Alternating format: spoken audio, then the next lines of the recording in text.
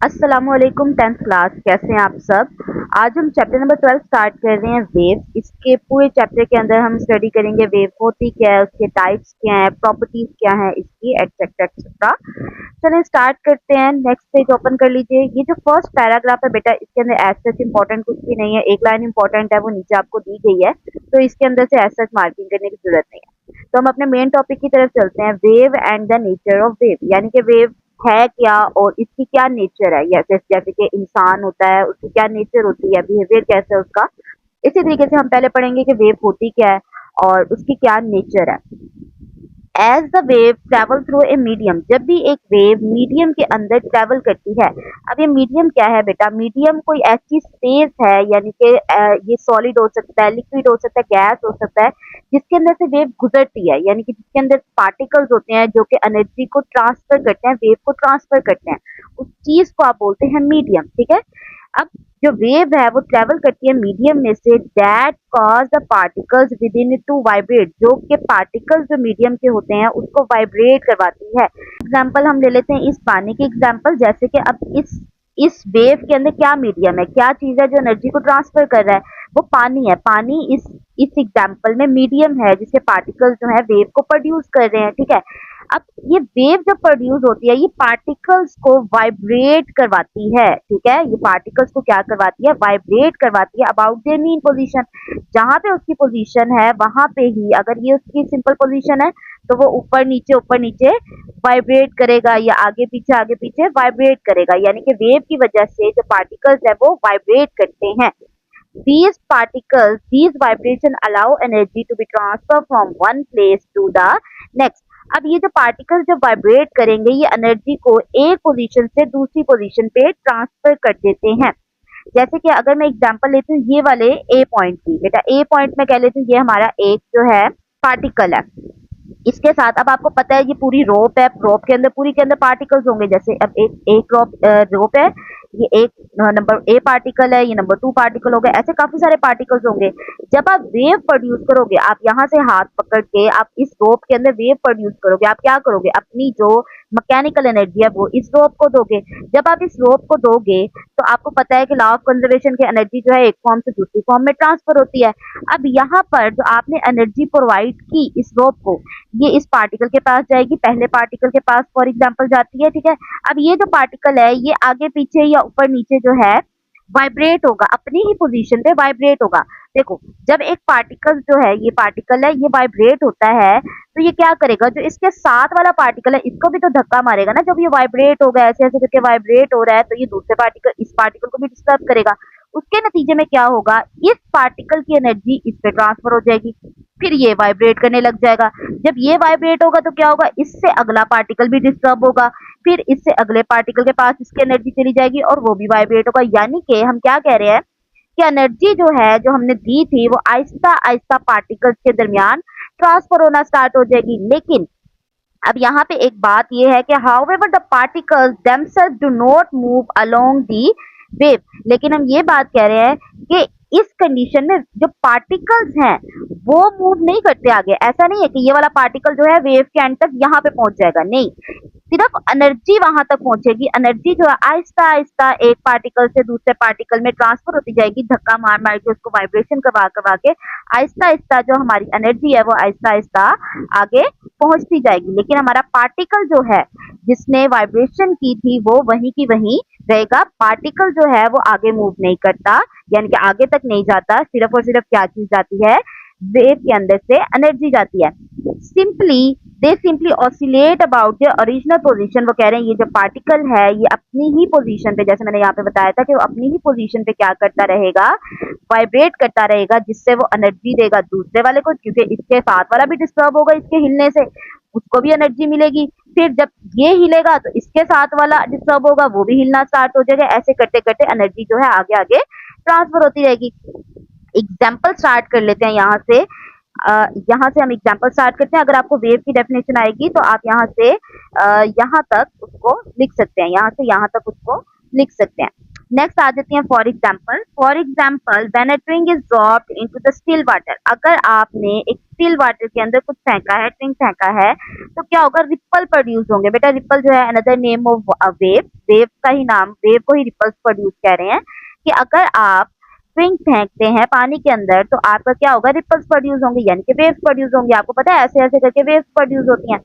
Spread across the surface as shown in the figure, जैसे इस figure के अंदर दिखा रहे हैं कि जब आपने यहाँ पर कुछ फेंका तो क्या हुआ, यहाँ पर एक वेव प्रोड्यूस हो गई। These ripples carry energy outward. अब आपको पता है ना कि जब आप पानी के अंदर कुछ फेंकेंगे तो वेव जो है वो बाहर की तरफ मूव करती हुई आपको नजर आ रही होती हैं। अब वो क्या कर रही होती हैं असल में, जब आपने ये यहाँ पर फेंका तो यहाँ पर डिस्टरबेंस क्रिएट हुई, पार्टिकल्स जो है वो वाइब्रेट हुए, फिर अगला पार्टिकल वाइब्रेट हुआ, ऐसे करते करते पानी के सारे पार्टिकल्स जो है वो वाइब्रेट करते हैं और एनर्जी को एक पास से लेकर दूर तक आउटवर्ड लेकर जाते हैं। Get the water and the twig remain mostly in the place, लेकिन जो वाटर है वो और जो आपने चीज फेंकी है वो अपनी ही जगह पर रहती है। अब आप कहेंगे कि ये पानी तो हमें यहाँ से यहाँ पर जाता हुआ महसूस होता है, पानी नहीं जाता बेटा, सिर्फ जो उसके पार्टिकल्स हैं वो एक दूसरे को क्या करवाते हैं, वाइब्रेट करवाते जाते हैं, और हमें ऐसा लग रहा होता है कि पानी दूर की तरफ जा रहा है, पानी नहीं जाता, ना ही वो जो चीज हमने फेंकी है वो कहीं पे जाती है। जस्ट पार्टिकल एक दूसरे को वाइब्रेट करवाते हैं और पानी जो है ऐसे ऐसे मूव करता है, लेकिन जो वाइब्रेशन होती है, जो पार्टिकल ऊपर नीचे मूव करता है वो वापस अपनी पोजीशन पर आ जाता है। तो यही बात हो रही है कि वाटर जो है या ट्विंग जो है वो अपनी ही पोजीशन पर रहता है। इसी तरीके से एक और एग्जांपल देके बता रहे हैं वो, when a similar effect occur when the sound wave, when the guitar string is plucked, it creates vibration that travel along the air as sound wave। वो कह रहे हैं जब आप गिटार बजाते हैं तो गिटार के पास वाले जो एयर पार्टिकल्स होते हैं वो वाइब्रेट होते हैं, और जब वो वाइब्रेट होते हैं तो वो आगे की तरफ मूव करते हैं, हमारे कान की तरफ मूव करते हैं। These air particles do not move towards our ear, instead they vibrate in place to pass the energy forward। अब वो कह रहे हैं कि जो पार्टिकल्स हैं वो जस्ट वाइब्रेट करते हैं, हमारे कान तक नहीं पहुंचते। इसकी डायग्राम से हम समझते हैं, यहाँ पर दी गई इसकी डायग्राम देखो। आपने जब इस स्ट्रिंग को बजाया तो इसके पास वाले जो एयर पार्टिकल्स होंगे, यहाँ पे जो एयर पार्टिकल्स होंगे यहाँ पर वो वाइब्रेट करेंगे। इन पार्टिकल्स के वाइब्रेट होने की वजह से अब इस ये जो पार्टिकल येलो वाला पिंक वाला है, इसने ये येलो वाले पार्टिकल को यानी कि अपने साथ वाले पार्टिकल को एनर्जी दे दी और वो भी वाइब्रेट होना शुरू हो गया। इसी तरीके से ये साथ वाले पार्टिकल्स को एनर्जी देंगे, ये भी वाइब्रेट होंगे, फिर आगे वाले पार्टिकल्स को एनर्जी देंगे, फिर ये वाइब्रेट होंगे, फिर आगे वाले ऐसे करते करते क्या होगा, जो पार्टिकल्स की वाइब्रेशन है वो हमारे ईयर ड्रम तक पहुंचेगी और हमारे ईयर ड्रम को वाइब्रेट करेगी। ये जो पार्टिकल जो शुरू में वाइब्रेट हुए थे उन्होंने सिर्फ क्या किया, वाइब्रेट होकर दूसरे तक एनर्जी को पहुंचाया। जैसे कि ये वाइब्रेट हुआ, फिर इसने ये येलो वाले को वाइब्रेट किया, फिर इसने ये पिंक वाले को वाइब्रेट किया, फिर उसने क्या किया, ये येलो वाले को वाइब्रेट किया, और आहिस्ता आहिस्ता ये जो एनर्जी है, जो वाइब्रेशन की एनर्जी है वो कहाँ तक पहुंच रही है, हमारे कान तक पहुंच रही है। तो यानी कि एनर्जी जो है सिर्फ क्या चीज पर जा रही है, एनर्जी एक जगह से दूसरी जगह जा रही है, पार्टिकल जो है वहीं पर रहेंगे। पार्टिकल सिर्फ अपनी जगह पे वाइब्रेट करते हैं, पार्टिकल हमारे कान तक नहीं पहुंचते। ऐसा नहीं है कि आपने जी यहाँ पर, ऐसा बिल्कुल भी नहीं है कि आपने यहाँ पर ये स्प्रिंग के पास वाले जो पार्टिकल है उन्होंने सुना और सुनकर वो आपके कान के पास पहुंच गए, नहीं। वो जो पार्टिकल्स जिन्होंने ये वाइब्रेशन ली, वो पार्टिकल साथ वाले पार्टिकल, ये पार्टिकल जो है वाइब्रेट हुआ, इसने साथ वाले पार्टिकल को वाइब्रेट किया, फिर उसने साथ वाले पार्टिकल को वाइब्रेट किया, फिर उसने साथ वाले पार्टिकल को वाइब्रेट किया, फिर उसने साथ वाले पार्टिकल को वाइब्रेट किया। ऐसे करते करते एनर्जी जो है आगे आगे ट्रांसफर होती है। ठीक है, तो बात आपके बताने वाली ये है कि पार्टिकल्स ट्रांसफर नहीं होते, सिर्फ क्या चीज ट्रांसफर होती है, एनर्जी ट्रांसफर होती है। देखो यहाँ पे हाईलाइट करके बताई हुई बहुत इंपॉर्टेंट एमसीक्यूज है। Wave can transfer energy, wave क्या चीज ट्रांसफर करती है, सिर्फ और सिर्फ ट्रांसफर करती है एनर्जी को। जब एक पार्टिकल वाइब्रेट होगा वो दूसरे पार्टिकल को वाइब्रेट करवाएगा और अपनी एनर्जी इसको दे देगा, फिर ऐसे ही दूसरा पार्टिकल वाइब्रेट होगा, ये इसको अपनी एनर्जी दे देगा। यानी कि पार्टिकल्स जो है अपनी एनर्जी ट्रांसफर करते हैं from one place to another place without transferring. क्या चीज ट्रांसफर नहीं करते बेटा, मैटर को ट्रांसफर नहीं करते, यानी कि पार्टिकल्स ट्रांसफर नहीं होते इसके अंदर। हमें लग रहा होता है ऐसे, बट पार्टिकल्स ट्रांसफर नहीं होते, वो सिर्फ और सिर्फ क्या चीज ट्रांसफर होती है, एनर्जी ट्रांसफर होती है। ये एमसीक्यूज होता है, ये एमसीक्यूज आता है, वेव कैन ट्रांसफर डैश, तो आपको पता होना चाहिए वेव कैन ट्रांसफर एनर्जी। इसी तरीके से उन्होंने एक और एग्जांपल दी हुई है, इसके 3 एग्जांपल्स दी हुई हैं। The same principle is illustrated by vibration in the spring. अगर आपने स्प्रिंग लिया, आपने उसके अंदर भी सेम ही ऐसे ही एग्जाम्पल है, सेम ही प्रोसेस होता है। When one end of the stretch spring is pushed and release, आपने अगर एक यहाँ से साइड को आपने उसको पुश किया और दोबारा रिलीज किया तो लॉन्गिट्यूडनल वेव्स बनती हैं। स्प्रिंग के अंदर लॉन्गिट्यूडनल वेव्स क्या होती हैं, आगे हम इसको पढ़ेंगे। आगे क्या दिया हुआ है, the spring develop region of compression. Spring जो है, जब आप देखो यहाँ से आपने पकड़ा इस स्प्रिंग को और आपने इसको खींचा और इसको छोड़ दिया तो क्या होता है, कुछ जगह उसकी जो है बेंड हो जाती है और कुछ जगह जो होती है खुली होती है। इस तरीके से कुछ जगह बेंड होती है, कुछ जगह खुली होती है। आपने ऐसा किया और स्प्रिंग को किया तो आपको पता होगा। अब यहाँ पे एक चीज बताई हुई है, कंप्रेशन क्या होता है। कंप्रेशन वो वाली जगह होती है जहाँ पे कोयल जो है वो क्लोज टुगेदर होती है, यानी कि जहाँ पे कोयल जो है वो पास पास होगी, उसको आप क्या बोलेंगे, कंप्रेशन। जैसे कि ये वाला एरिया देखो, यहाँ पे कोयल क्या है, पास पास है। जैसे कि ये देखो ना, ये वाली कोयल है ना, ये बिल्कुल पास पास है इस तरीके से। तो ये क्या हो गया, एरिया कंप्रेशन यानी कि कंप्रेस होना। एंड द रेयरफेक्शन, रेयरफेक्शन क्या होता है, जहाँ पे कोयल क्या होती है, स्प्रेड आउट यानी कि दूर दूर होती है। जैसे कि ये वाला सारा एरिया, ये क्या होगा, रेयरफेक्शन होगा।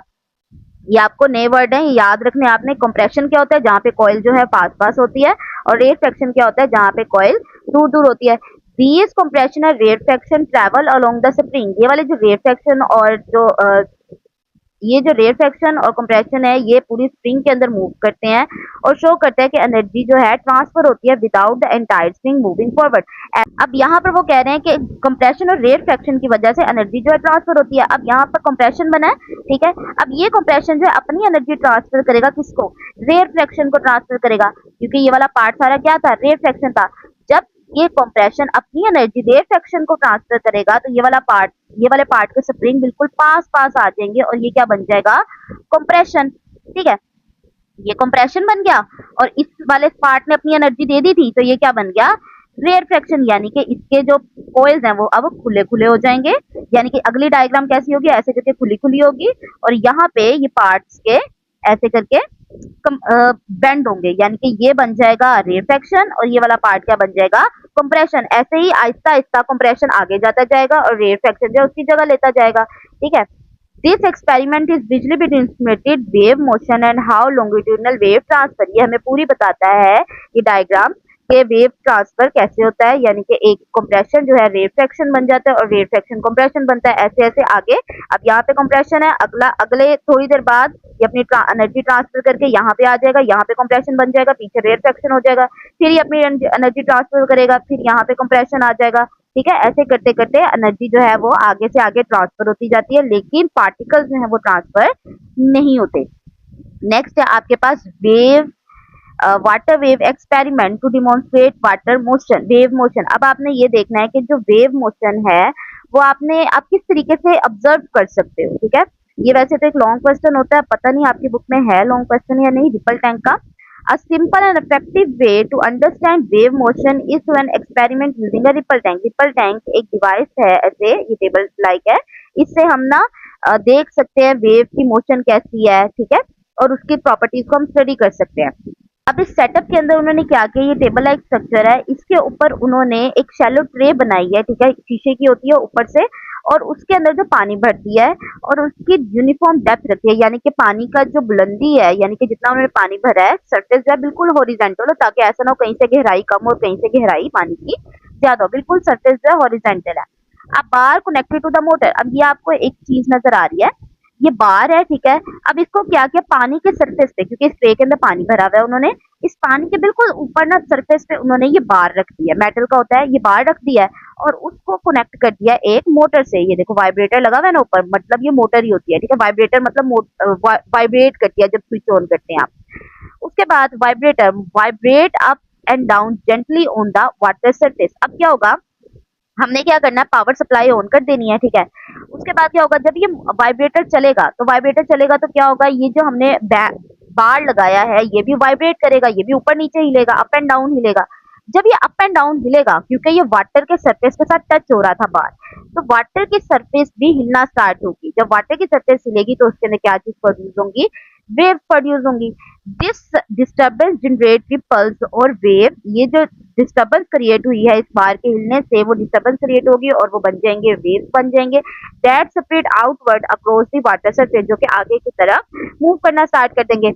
ऊपर हमने लगाया हुआ होता है लैंप, ठीक है, नीचे हमने लगाई हुई होती है यहाँ पर वेव पैटर्न स्क्रीन लगाई हुई होती है, जिसकी वजह से यहाँ पे जो ऊपर वेव्स बनती होती है हम उसको नीचे देख सकते हैं कि कितने ट्रफ हैं, कितने क्रस्ट हैं, कैसे किस तरीके से मोशन हो रही है वेव की, तो हम वहां से स्टडी करते हैं। ठीक है, होप तो आप लोग को समझ आ गया होगा। नेक्स्ट लेक्चर के अंदर हम पढ़ेंगे टाइप ऑफ वेव।